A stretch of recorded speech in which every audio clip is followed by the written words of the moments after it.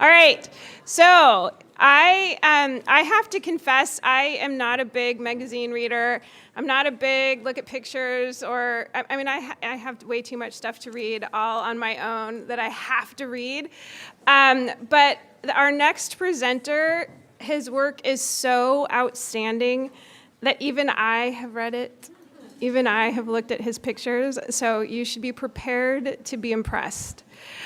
So our next presenter is Carl Ganter. He used to be a reporter and a photographer for National Geographic, and he took that experience and love for what he does, and he turned it into Circle of Blue. So I'm not going to take any more time from Carl. It's all yours.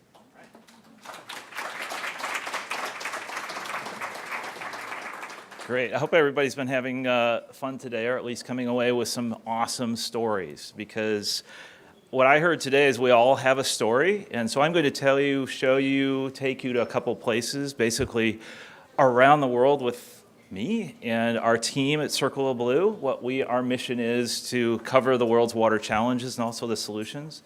And behind every story, there truly is a drama, and it's unfolding around the planet.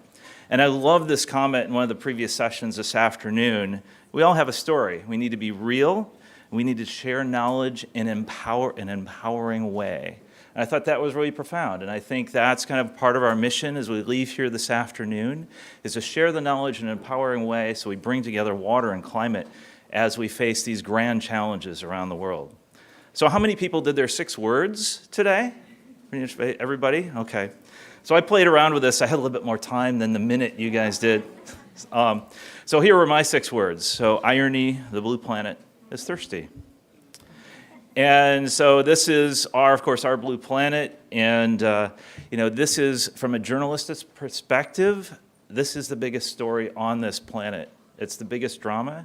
It's filled with heroes, victims, villains, and even Matt Damon. So, we send Matt Damon places, and we have to spend a lot of money to bring him home. It seems like pretty much every adventure. But what did Matt Damon go to Mars for? Basically, we go to Mars looking for water, and what was the first thing he had to do? Is he had to make water. That was his profound moment. So we have an astronaut on our board. Everybody should either have an astronaut on their board or no one. And so Jerry Linenger spent 4 months in orbit in the space station Mir, which was basically held together with duct tape and baling wire. And I always say Jerry's a great person to travel with because he can fix anything or everything will go wrong. You have to be careful. And so what Jerry had to do for 4 months was basically make his drinking water from sweat and urine in space in his own little ecosystem. So that was his profound moment. And where did he choose to live after spending 4 months in space? On the shores of the Great Lakes. So now he can go swimming every day. Every day. But of course, Houston, we have a problem. And when we're talking about the issues on the Navajo Nation, or we're talking about in my hometown in Traverse City, Michigan, which I'll take you there in a few minutes, this is a global challenge, and it's reaching the highest rooms. If any of you have seen Hamilton, you have to be in the room where it happens. And one of the rooms where it happens is in Davos, Switzerland, at the World Economic Forum. And water has inched up over the last 10 years in its global risk report to the number one global risk. So as we sit here, we are relevant. We are the number one global risk. But when we talk about that, what's that mean? We actually changed this from water crisis to water crises. That was a nice little battle over one letter. So actually, we're not only relevant, we're multiplying. And this is what it looks like when you do a systems map. We talk a lot about systems engineering and systemic responses. Well, here are all the cheerful things that we touch. Infectious diseases, large-scale involuntary migration, failure of urban planning, profound social instability. Don't try this at a cocktail party later, but it's pretty interesting. We certainly are relevant. And you heard from Hank this morning. Many people were here this morning and heard Hank from the Netherlands talk about the high-level panel on waters work and their new numbers, which really aren't that new. They just keep multiplying. And I won't dwell on these, but 40% of the world's people are affected by water scarcity, 2 billion compelled to drink unsafe water, 4.5 billion, and 700 million could be displaced by 2030 in search of water. In the water space, we're really good with numbers and bullet points, but behind all of these bullet points and numbers are actually our real people and real stories. And so they're real people. We see this in Syria. Of course, what are they clutching here? What's the child clutching here? A water bottle, right? So the places where we've been in the last few years at Circle of Blue, we've been looking, of course, at migration. You go to the favelas in Sao Paulo. I went a couple of days before the World Water Forum, and you go to the favelas, and the streets are named after the towns that the people have left. And a lot of these, this little street, I can't remember what it was called, but they'd left because of drought. They'd come to the major city because their crops had failed. And yet they brought a little bit with that. They brought their street names and their community names. Of course, we've all heard about Day Zero. Sao Paulo didn't get the same moniker. It didn't have the same branding, but we finally came up with and settled on Day Zero. That's something we can actually visualize, we and people beyond the room here. And our Day Zero candidates, the list will likely get longer, but we'll have, also, of course, all sorts of opportunities to fix that. And the urban center, the urban planning is going to be one of the big stories of our planet. But let's get back to Jerry and his little spaceship. So Jerry took this picture from Mir, and he told me about the dust storms that were starting in Inner Mongolia and blowing to Beijing and blowing all the way to Los Angeles. And he could see this system. And so I asked Jerry, I said, so what would happen if you dropped a golf ball out of the window and Mir? Well, physics aside, it would land somewhere in Inner Mongolia on some of the world's largest coal mines that you can see from space. And so literally I said, okay, I'll go there. So I went there. I went to these mines in Shilinghat, Inner Mongolia, to see this epicenter that Jerry could see from space. And I'm from the Midwest, so I found a little house in the horizon. I went over and just rented a taxi and knocked on the door about an hour before dinner, because then in the Midwest you learn as a kid that if you show up an hour before dinner, you'll stay for a hot dog or two. And so I found Wu Yun and her family. Wu Yun's the daughter of an Inner Mongolian shepherd. And I also found, they told me the story. They invited me in. We had mare's milk tea. It was a terrific conversation, except I didn't understand everything they were saying. Their well had gone dry. There's a coal mine off of each shoulder here, and they now have to drive 15 kilometers for water because the mines have taken all of their water for processing coal. One of the most profound stories on the planet, and one reason China is actually switching to renewables is because they're running out of water to mine and process coal and to cool their power plants. But they're also building some of the largest infrastructure projects on the planet. This is full now. This is a South-North Water Transfer Project to move water from the south to the north and also to the coal fields of Inner Mongolia so they can continue mining and processing coal. One of the other big stories that we're following, and Hank mentioned this morning, water and value. When water has no value, we waste it. But the other pieces of that, when electricity has no value, we leave the lights on, right? So what do they do in India? In many parts, this is Punjab, there's no charge for the electricity to the farmers. So they literally hardwire the pumps, and this is groundwater being pumped for flood irrigation. Literally, it's mutual assured depletion. And so what happens when the wells go dry? So I wanted to find out. So when we went back, and I went to the fields. You'll see these in just a second. But upstream, these are the big paper mills north of Delhi. And what happens? Paper mills use a lot of water in their pulping, and they also flush a lot of industrial waste out the back unless they treat it. So this little stream of water here goes actually into a larger canal, and it goes downstream, and then the farmers rely on that because many of their wells have actually gone dry. So what we found were farmers that were irrigating with industrial waste. This is industrial waste with chlorine, with arsenic, with heavy metals, and so they're putting this on their crops and permanently damaging the soils. So this is a national problem in India that's unfolding now. As the wells are dropping, they're turning to alternative water sources. Other alternative water sources, just north of Bangalore, is raw sewage. So when his wells went dry, he tapped into the village's sewage supply. And then what happens is, this is actually industrial waste and sewage, they're planting and growing the rice in it. What they're also finding is that they have to wash their vegetables before they take them to market. So this is a washing station. They stop. This is some groundwater, deeper. Somebody could pay for a deeper well. But what's also happening is the farmers aren't eating their own crops. They're getting their food upstream, and they're sending their food to the cities. They're sending their food to Bangalore and to Delhi. So what we're also seeing is the coastal shifts. So this is the water-climate nexus. So this is likely the last rice harvest here in this area in southern Vietnam near the Mekong Delta, because of sea level rise, and also the Mekong flow isn't as consistent as it has been. So what happens then is the fields are becoming saline. The rice paddies are becoming saline. So entrepreneurial spirit, so the rice farmers now are they're growing shrimp, they're growing prawns. What a great idea. Well, except when you literally turn around, which I did here, that's the Mekong right there. And it's being held back by mud and plastic. And I would bet that today that's far gone. We're also seeing really profound stories of cultural stories and indigenous people. This is Beryl Carmichael in the Murray-Darling Basin at the peak of the drought back a few years ago. Of course, the Murray-Darling is facing another massive drought. But what we find is the Aboriginal culture, it connects back through generations, through water, through its streams of water. So we see culture challenged, but you also see culture as our guide, as our future for managing. She said, all they have to do is ask us. We will help manage the water. What we're also seeing is as we try to grow more food, as China tries to grow more food, we see more runoff from the agricultural fields.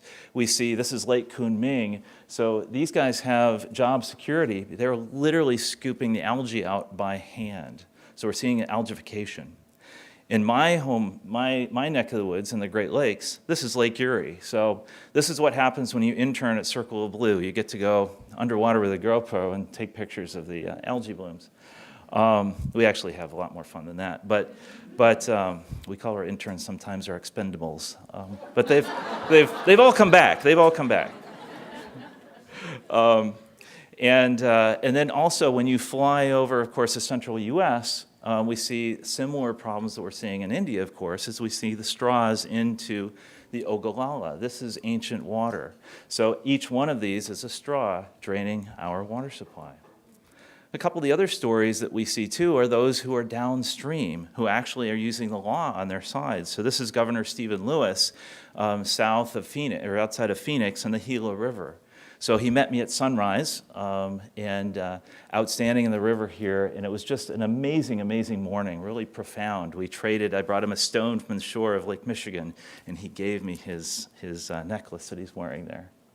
But I also have to say, his phone rang, and it was their attorney in Washington saying, I hear that there's somebody from Circle of Blue photographing. Can you tell me more what you're doing?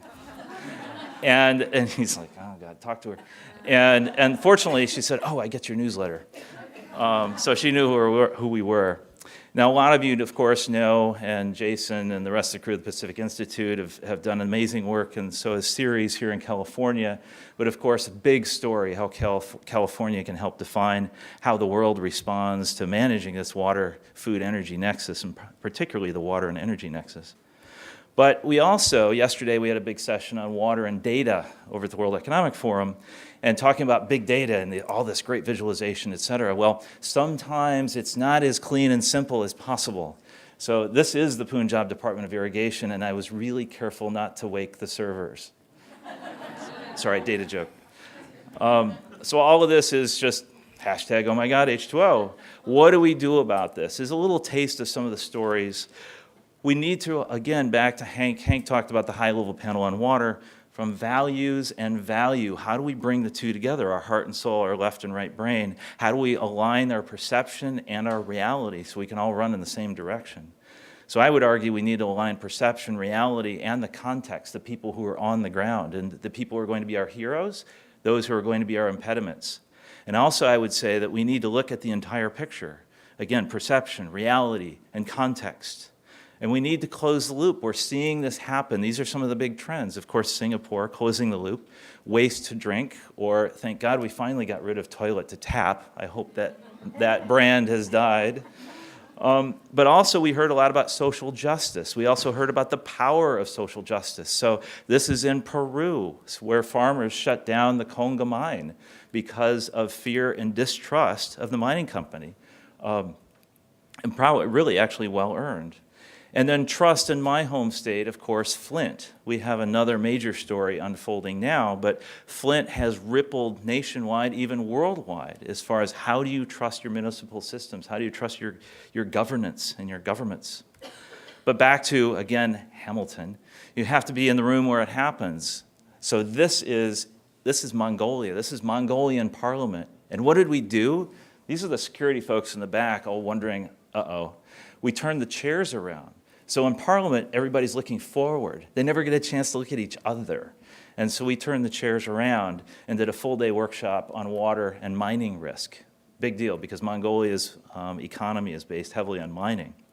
So of course, we have, in another week and a half, the big SDG and Sustainability Conference in New York.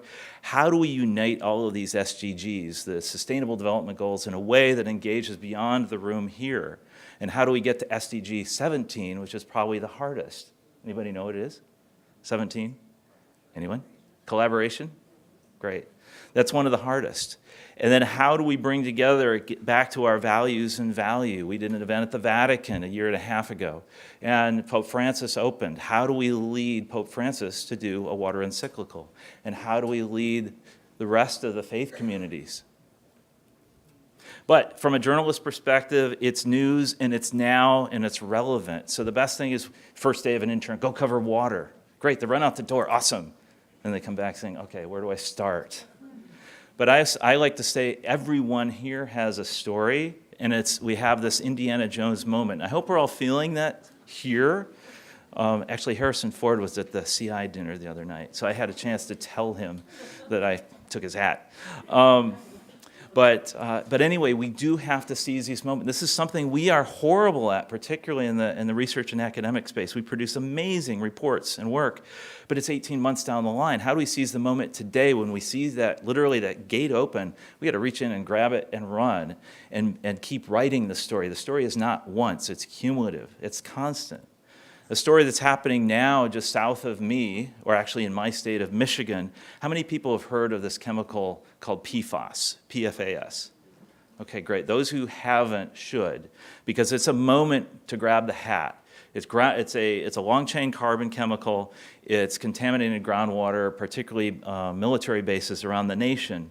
And what we're doing is we're tracking this. When we talk about seize the moment and connect the drops, to steal a series term, we're actually tracking the issue. So back in January, almost no attention to PFAS. Now it's the big story. And you'll be reading a lot more about this because, well, we have formed a media partnership across the state of Michigan with other news organizations to cover this. And we put down all our competitive interests and said, okay, this is a huge story. None of us can do this alone.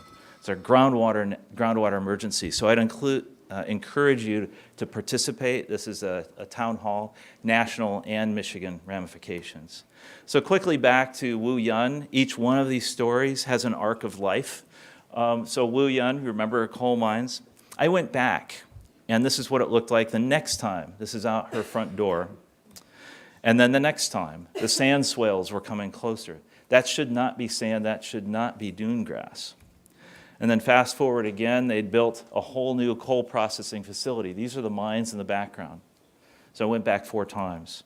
And so now what groundwater they have, they don't drink. It's contaminated. But you have to remember that Wu Yun, she's a person. These are real people on the front lines behind our bullet points. So they took me on a hike in the middle of absolutely nowhere, Wu Yun and her boyfriend, and they pulled out of their backpacks these amazing outfits. And they gave me their cell phone. I said, no, I have a real camera. And they asked me to do their engagement pictures. So they now have, I'll show you later, but I have, at the cocktail party, I have footage they sent me just the other day of their little Mongolian. But this is where they live. So it's marching closer and closer. And at the series conference in Boston, Mary Robinson just basically asked, how serious are we? And we have to be serious. We have to be diligent. We have to scale up. We don't have a moment to lose. These stories are really our now. And what I heard today and what we try to do at Circle of Blue, and I think all of us as storytellers, it's really important to make these stories personal. People have to see themselves in the picture, have to be relevant. Why do I care? And they have to be now, not tomorrow. They have to be now. You have to get people out of their chairs now, because we have a profound moment of relevancy. This is the moment. We have so many points of intersection. We each have those points of intersection. And Desmond Tutu said, when asked, how did he make it through the tough times in Africa and South Africa? And he said, I'm a prisoner of hope. That's what led me through. But I think also a great brand man who came up with actually the logo and the idea for the naming 350.org, Brian Collins, everything he does is about making hope visible. And so these young women let me go with them to get water near the border of Pakistan.